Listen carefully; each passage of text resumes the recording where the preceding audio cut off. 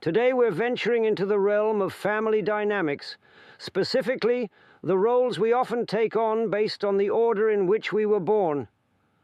Many of you have probably heard some of the stereotypes. The eldest child is the responsible one.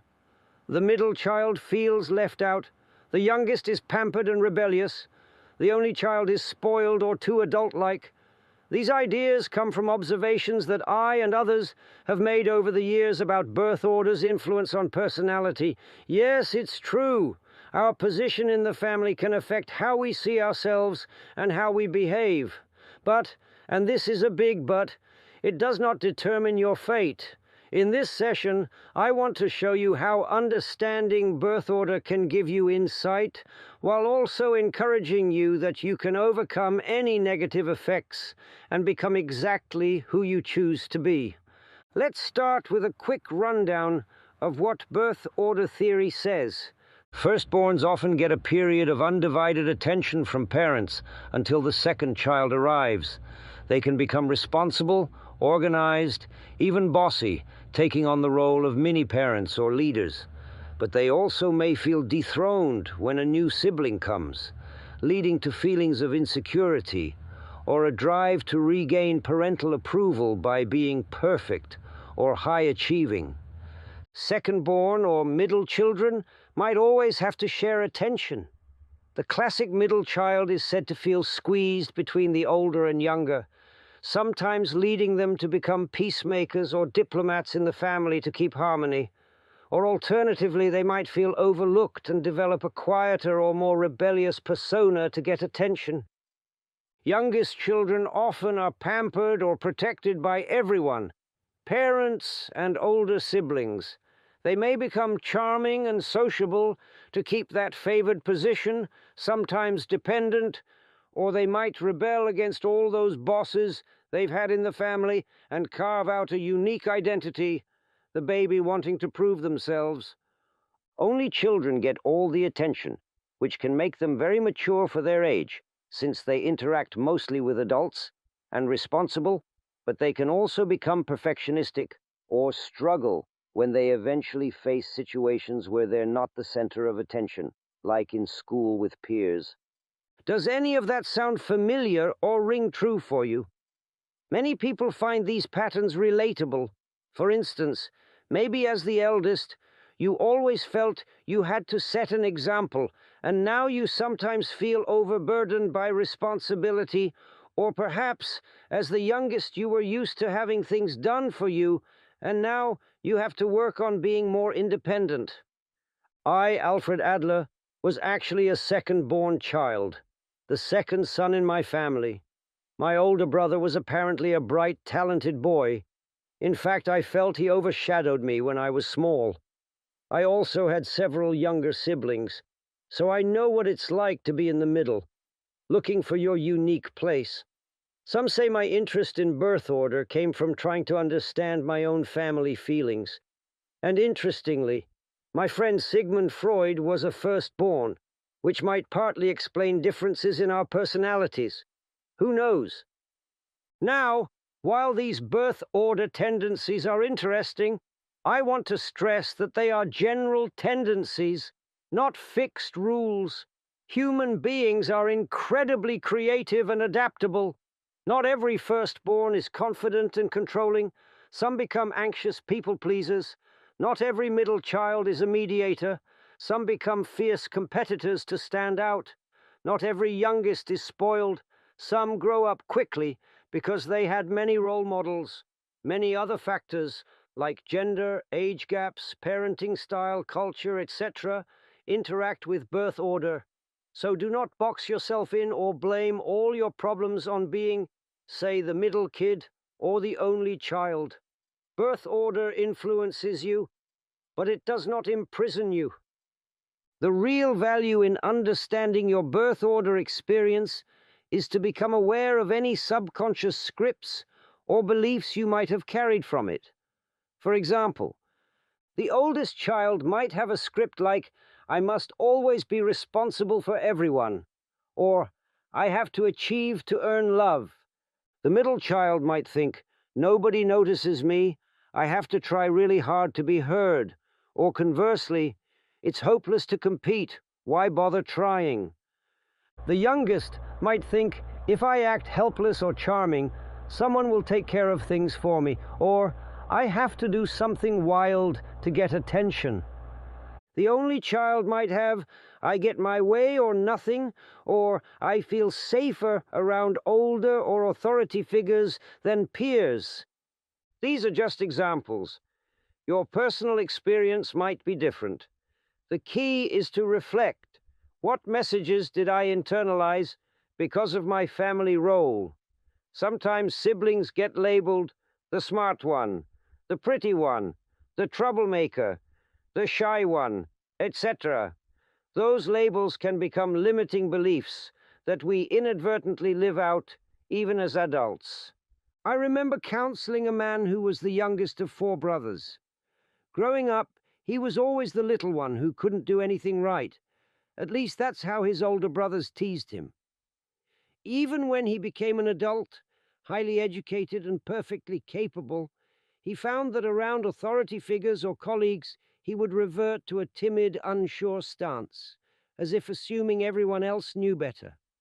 When we dug into it, he realized he was still carrying that little brother mentality, expecting to be guided or dominated, feeling he had to defer. Once he recognized that, he consciously worked on asserting himself and acknowledging his own expertise. Over time, he shed that old skin and became much more confident in his career. Another example, a woman I worked with was an only child and had always been very close to her parents.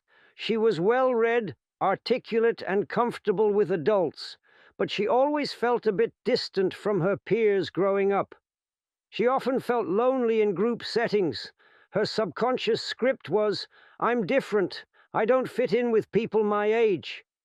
This led her to avoid social events, which only reinforced her loneliness. We traced some of this to her only child experience. I encouraged her to see that while she didn't have siblings, she could build sibling-like friendships by practicing some of those social skills, like compromise, sharing, playful banter, that only children might not get as much at home. She joined a community theater. She loved literature and acting. And there she found a new family of friends. She told me it was like she finally found brothers and sisters in her castmates. It transformed her social life and her happiness. So, what are some steps for overcoming limiting birth order roles? Increase your awareness. Reflect on your childhood. How did being the oldest, middle, youngest only affect you? Did you feel burdened, overlooked, pampered, pressured?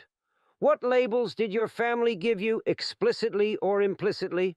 Sometimes even well-meaning labels, like you're the smart one for an eldest and you're the funny one for a younger, can pigeonhole kids.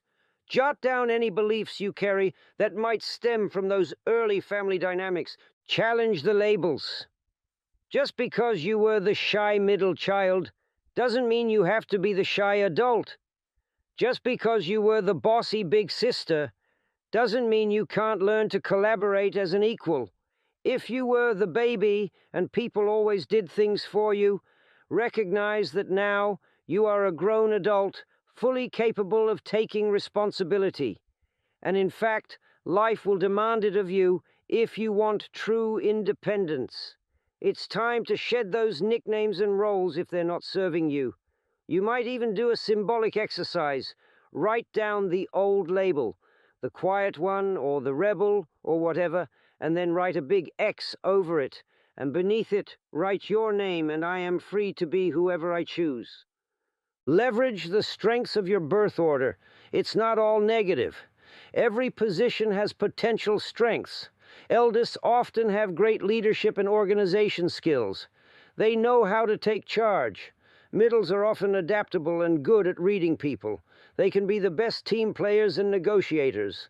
Youngest often are bold, creative, and charming. They're not afraid to try new things because they've seen others do it.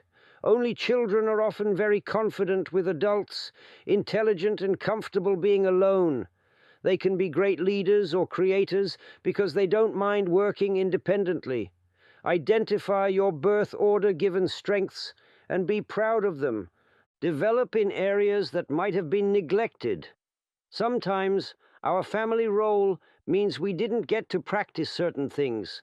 For example, an oldest might not have practiced asking for help because they were always the helper. So as an adult, learn to ask for help or lean on someone. It won't diminish you. A youngest might not have practiced taking charge, so volunteer for a leadership role at work or in a hobby to build that skill. An only child might not have practiced sharing or dealing with conflict with equals, so maybe living with roommates or working in team projects can teach cooperation and patience. Communicate with your family if possible.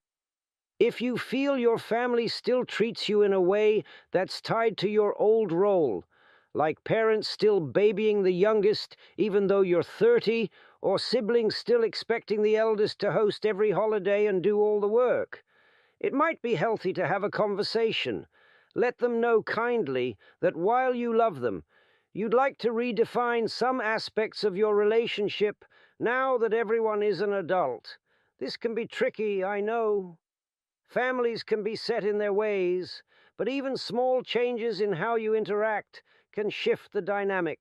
For instance, if you're the youngest and everyone expects you to need help, surprise them by taking initiative, host the family gathering yourself, or give your parents advice for once.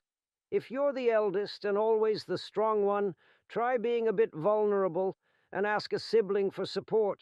You'll form a more equal bond. Create your own family environment that suits you. Sometimes, healing from family roles happens when we form new groups where we can be ourselves. This could be your circle of friends, or your own nuclear family with your spouse, partner, and kids, or a club team. In these new contexts, consciously practice being the person you want to be. If you are quiet at home, maybe you become talkative among friends who appreciate you. If you are always bossing siblings, perhaps you practice being more laid back with friends. You get to reinvent yourself in new social circles. Let me share a story of a famous family where birth order patterns were evident but also overcome: the Kennedy family. John F. Kennedy, JFK, was a middle child, often overshadowed by his older brother Joe Jr., who was the golden boy expected to go into politics. JFK in his early years was seen as the sickly, playful one, not taking things seriously. But when Joe tragically died in World War II, JFK stepped up, claimed his own leadership path, and became a beloved U.S. president. Meanwhile, Robert Kennedy was the seventh child, almost a baby, with one younger sister. He was known as the shy one, Brother Bob, always in his brother's shadows. Yet when the time came, Robert emerged as a passionate leader and nearly became president before his life was cut short. And Ted Kennedy, the youngest of them all, had to find his role after three elder brothers were prominent. He matured into a long-serving senator known for coalition building, a youngest who learned responsibility and how to work with many. Each Kennedy had to overcome the family expectations and tragedies to define themselves in the end. This shows that even in a strong family culture, individuals can grow beyond initial roles. We should also mention that sometimes birth order interacts with other circumstances. If there's a big gap, 5+ years between siblings, you almost get sub-only child effects in each gap. For example, two kids 8 years apart might each feel like an oldest only in some ways. If siblings are opposite genders or have very different talents, the comparisons might be less direct or take a different form. Traumatic events, like the death of a sibling or a divorce, can shuffle roles unexpectedly. A younger might suddenly have to become older in responsibilities, etc. The reason I'm saying this is to help you see that family roles are dynamic. not static. They change with time and situation, which means you can change with time and situation too. For those who feel their family role was particularly painful, say you were always compared negatively to a sibling, why can't you get grades like your brother? Or, your sister never gave us trouble like you do. I want to offer a special encouragement. You are not your sibling, you are you. Any comparisons were unfair and not a reflection of your true worth. Families sometimes, unfortunately, do this, thinking it will motivate a child, but it often backfires and just causes resentment or deep inferiority. If this happened to you, it's time to let that go. You might even have internalized rivalry or jealousy because of it. Try to release that. Perhaps your sibling excelled in one area and you in another, or maybe you haven't found your shine yet, but it's never too late. I've seen plenty of late bloomers who outshine everyone eventually in their own way, and for those who feel like the golden child with too high expectations, maybe you were the one everyone said, "Oh, you'll do great things." That can be its own burden. You might fear failure because you were always expected to succeed. Remember, you have permission to be human, to make mistakes, even to choose a path that others didn't expect. Your life is yours, not your parents' or family's to live through you. One noteworthy concept is what I called family constellation. It's not just one factor, birth order, but the whole picture of family atmosphere and values that influences a child. If the family was cooperative and loving, an oldest might not become so bossy. They'd be more nurturing. If the family was full of conflict, a middle child might become a peacemaker to survive that. Consider the emotional environment of your upbringing: competitive, harmonious, overprotective, distant, and how that played into your role. This understanding can be very freeing because you realize, I developed this trait as a strategy in that environment. But now, if you're no longer in that environment, you might not need the trait in the same way. For instance, a child in a chaotic family might become very quiet and invisible to avoid adding to the chaos. That's adaptive for a child. But as an adult in a calmer environment, that extreme quietness might hold them back from connecting. They can now tell themselves, I learned to be invisible to cope with my family's chaos. I don't need to do that now. It's safe to be seen and heard. That revelation can start a process of becoming more open and confident. I also want to mention, birth order theory is not about blaming our families. Parents do their best, and siblings are just kids themselves when they interact with us.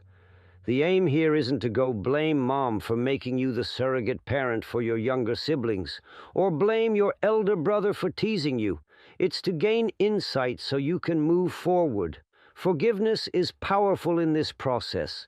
Forgiving family members for any unintentional hurt, and then focusing on what you control, your own choices and attitudes now.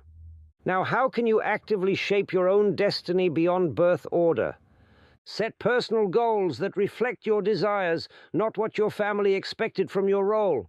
If you always felt pushed to be the lawyer of the family because you're the oldest, but you secretly dream of being a writer, explore that dream. It's your life. Likewise, if you were the baby and family never expected you to do something serious, and you want to start a business, go for it. You don't have to live down to their low expectations. Surround yourself with people who see the real you.